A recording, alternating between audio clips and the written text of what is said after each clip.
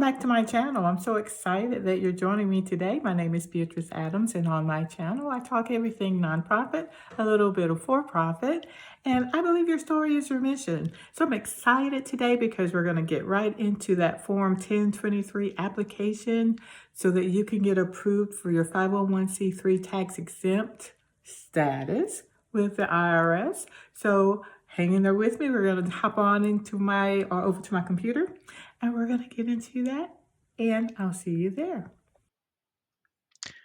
Hello, everyone. Okay, so here I am at my computer, and I want to mention one thing before I get started. In the opening, I'd said that I would be getting straight to the Form 1023, which would be to show you how to go ahead and apply for tax exemption under 501c3 of the Internal Revenue Code. Now, one thing I realized that I did forget, we need to do this first, which is to apply for your EIN number.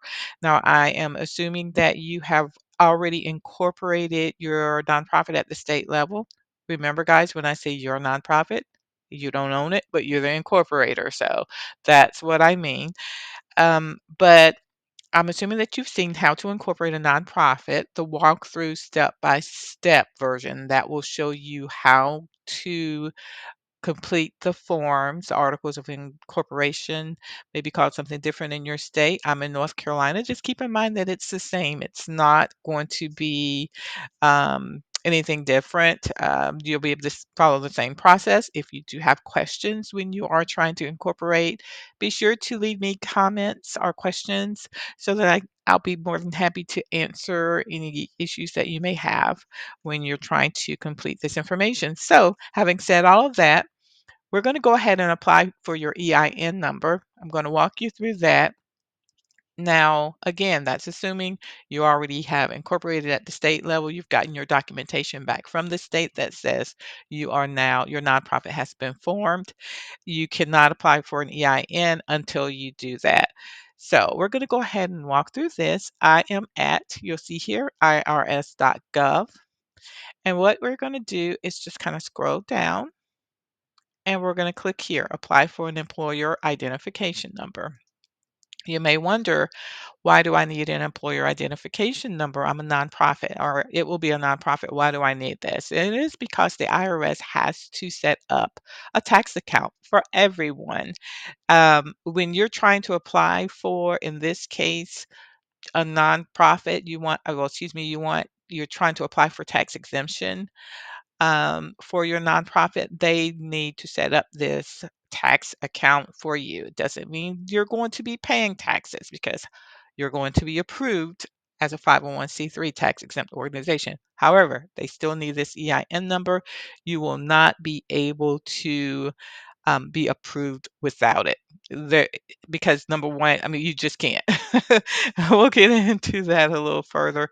But here again, you guys know, you all know I'm really big on reading instructions, instructions, instructions. The IRS is really good at giving you all of the information you need to do whatever it is you're trying to accomplish.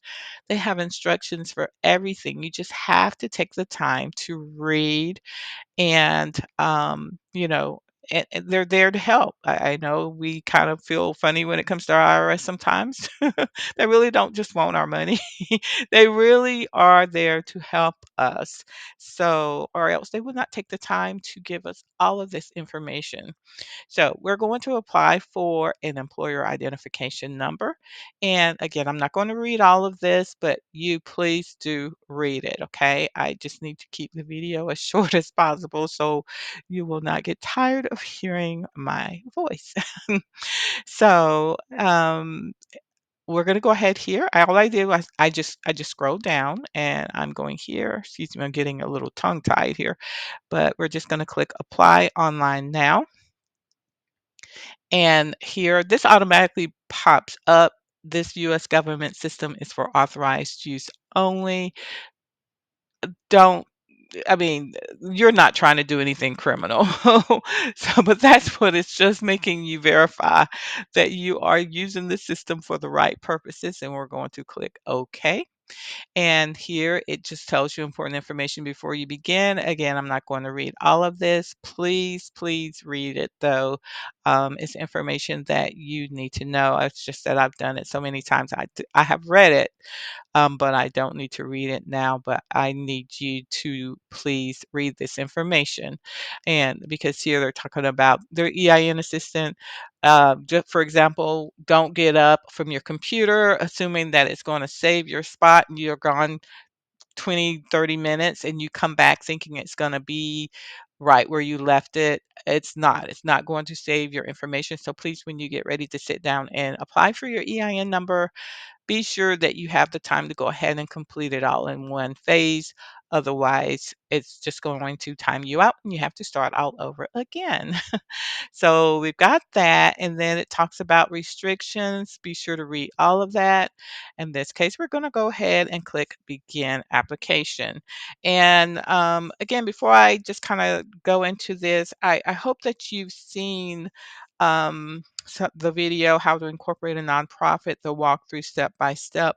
But I also hope that you have seen how to incorporate a nonprofit step by step. That was a prelude to the actual walkthrough.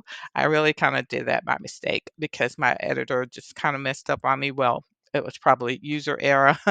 But in the How to Incorporate a Nonprofit Step by Step video, not the walkthrough, but the step by step, I did put a link in the comments that it's a link that will help you with creating a name for your nonprofit. So if you haven't done any of this, you're just starting, you're kind of having issues with what do I name my nonprofit? Please check out that video, click on that link. All you have to do is just put in a name, put in a word like, one of the examples I used was pretty pause. Just put something in that you've been thinking about, and you'll be amazed at how many examples of different names you can use will come up. And so be sure to look at that because that's very important. That'll help you out a lot. Also, writing your mission statement, how your story can become your mission. That's another video that's important. Before you even get to the EIN step, you want to have your mission statement in place because a mission statement is just what it tells you what your nonprofit is trying to accomplish, the very reason it exists. So it is very important that you have that mission statement completed and that it is a really good mission statement because grant funders it'll help you when it comes to grant funding to align your mission up with theirs. Like you'll be able to look at your mission statement and see, oh, this grant funder is on point with what I want to do. So hey, let's collaborate. Let's see if I can get some grant funding from them. And because you line up with their mission, they're more apt to give you funding. So that's it's very important. Lastly, I want to point out that the checklist, I noticed in some of the videos, the checklist, the link for that did not work. Now that's the checklist that you'll need to follow along with me so that you'll be able to, have all of the steps you need, every document that's required to incorporate it state, then to become a 501c3 tax exempt organization. That's the checklist that you need to get so that you can follow along with me and we're going to get you to where you need to be. So I did fix that link. I noticed that that was not working well. So, having said all of that, we are now going to go ahead. Let me just go back because I kind of talked a little bit there. But you'll see all I did was I just clicked on begin application and here we are. It says what type of legal structure is applying for an EIN. So you're just going to go down here. I do want to tell you right away, you're not going to be any of these. You're not going to be applying as a sole proprietor, partnership, corporation, LLC, so on and so forth. You're going to click on this one, which is view additional types, including tax exempt and governmental organizations. Now, I want to point out that I've had clients who have applied for their EIN number themselves, but they clicked on corporations or they clicked on sole proprietor. That is not correct. So what happens, yeah, you don't want to do that. That's not what you're trying to do. Everything is fixable. Remember, I said everything is fixable, but you want to make sure that you are doing this the right way. So again, this is the one you want to click, which is for tax exempt and governmental organizations. So let's go ahead and click continue. Now it gives you a whole list of additional types of nonprofits that you can have select, but these are not the ones that you want to select. You want to go all the way down here and you want to click on other nonprofit slash tax exempt organizations. This is what you want to. Now, unless you are actually, establishing a church. Now, if you're doing that, if you're establishing a church or a homeowners association, or if you're trying to set up the PTA or how they call it PTO, I guess, or school organization, if you're actually trying to do that, by all means, click on it. But if you're just you're, I don't know, trying to start a food bank or what have anything that is going to be strictly for charitable purposes, you want to just go ahead and click that. So to keep it clean, this is what I select. So we're going to go ahead and click continue. Now here it says, please confirm your selection. You're not going to change that. You're good with this. Again, if you got to this page, it says confirm your selection of other nonprofit tax exempt organizations. Now, if you got to this page and you realize, oh, wait a minute, I am establishing a PTO for my school. I'm the PTO president, so I need to establish this. So if you're doing that, by all means, go back and change your type. But in this case, you're not. So this is just going to be your standard nonprofit. Again, just established for charitable purposes.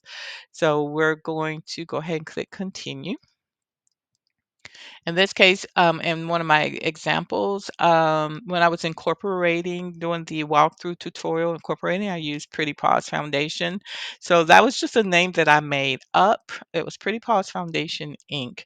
Now, that would be just for charitable purposes. Hey, maybe you wanted to start a nonprofit. You have these cute little animals and that you've been seeing, but hey, some of them they get sick just like humans do, and they may get cancer or what have you. And the and just like with with humans, if we get sick, we may not have the funds to cover those expenses. We may not be able to get back and forth to our appointments. So, hey, Pretty Paws Foundation, perhaps they wanted to that's what they want to do. This is not for real. I'm sure there are nonprofits, but that was just an example that I used just to kind of elaborate on that as to how you can see how certain nonprofits can, you can do something that Pretty Paws Foundation, you would think it would just be clipping and making the little cute little furry animals, even cuter. But no, it could be that you want to start a foundation because, they were sick and, the owner could not afford to get care for them. And so that's what your foundation is going to do. It's going to provide additional funding to the parent so that they can then take care of their cute little animal because we really do love our little animals. So, having said all of that, let's go here. It says, why is the nonprofit tax exempt organization requesting an EIN? You are going to click started a new business, not hired employees, banking purposes, so on and so forth. You're going to click started a new business. Keep in mind, I know you're thinking this is a nonprofit. It's not a business. Well, the IRS sees it as a business. For these purposes of getting the EIN. Now, they are going to approve you for um, tax exemption under 501(c)(3) of the Internal Revenue Code. But as far as getting your EIN number, your employer identification number, we do have to select started a new business. So let's go ahead and click continue. Now here, this is where you're going to put in your information. Please tell us about the responsible party. Now you may say, why do I have to put my information in? It's a nonprofit. I'm just, why? But yeah, they actually want to know who's starting this. They want to um, they're going to ask you for your social security number. At the state, they did not ask for your social security number, but they did want your name and your address. So they really need to know. And the IRS needs to know it because they've got to tie it to someone. And and they're going to need your social security number to do that. So yeah, this is what you're going to be doing. Sorry, but it is the way it is. They have to set up the tax account. And so we're going to put my name here and my last name. And of course, I'm not a junior or senior. Now, I happen to know that I see that I'm just gonna kind of type in a number. See, I've already done this and I tested it, and the IRS knows that's not a real social security number. And so it just said, don't even think about it. You're gonna you can't use this online system. So by all means, make sure that the social security number that you're using is actually tied to your name because they've got us all in the system and they know that's not tied to me at all. That's not. But I made it up and I was hoping that it would go ahead and take me through so that I could show you further. But let's go ahead. I'm going to show you what it did. So I'm going to click on that. But this is what you want to do. You want to put in your name, first and last name.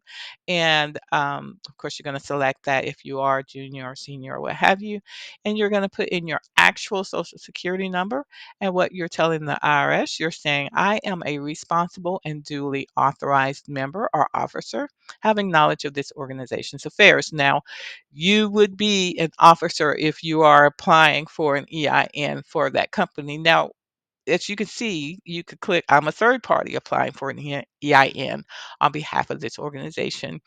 You could do that, but most people, I mean, some people, I guess, do hire that out and give them authorization to do this. You would still have to give that company your social security number. Why pay someone to do this when this is free? You do this yourself. This is free. So you want to click that you are the responsible and duly authorized member. That means you are the one that incorporated it, or you may have been listed as a secretary or what have you. Either way, you are an officer or member of that nonprofit. So we're going to go ahead and click continue. And as you can see, I knew it would. I already tested this, so I knew it would do this, but I wanted to take you as far as I could. It says we are unable to provide you with an EIN. Thank you, IRS. I appreciate you being so diligent, making sure your systems are working properly so that I couldn't pull one over on you. But this was just for a test. I wanted to show you as far as I could get to how to apply for your EIN. Now, what I will do is I will put a link of a PDF of when I actually applied for my uh, my EIN number. Of course, I'll redact any personal information, but I will put that in the link below so that you'll be able to, kind of go through that. If you have any questions when you're doing this, you'll be able to look at that PDF and make sure that you're answering everything the right way. But having said all that, I'm going to exit all out of this because I don't want to get in trouble with IRS. So I'm going to exit out of that. And they're so nice. Thank you for using the online EIN assistant. Now, one thing I want to point out before I close is that when you go all the way through, just answer the questions. When you get all the way through to the end, I always select that I want to go ahead and get my EIN letter online.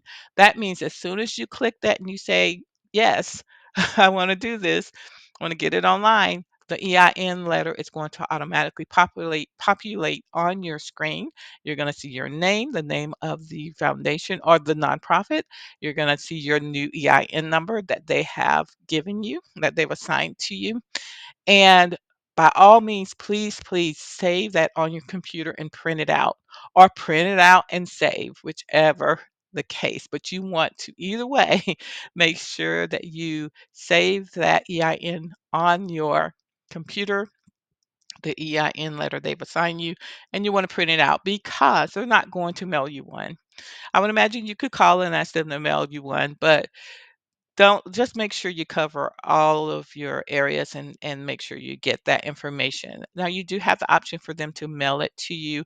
I don't ever like to do snail mail. I always, if I can get it now, because I'm trying to keep moving and go ahead and start applying for my Form 10, my 501c3. So I like to kind of keep it moving. So I don't want to wait for the mail if I don't have to. So again, don't forget that you'll have that option. Be sure to go ahead and get your EIN letter on your screen right then. That way you're done with that and you've got it for your file. Hey, just a quick note. I wanted to let you know that some of the videos that I mentioned within this video, the titles have changed and the thumbnails have changed.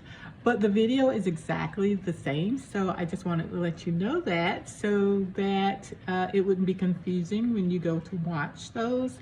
But I've linked everything that you need in the description below to make it easier for you. And thank you.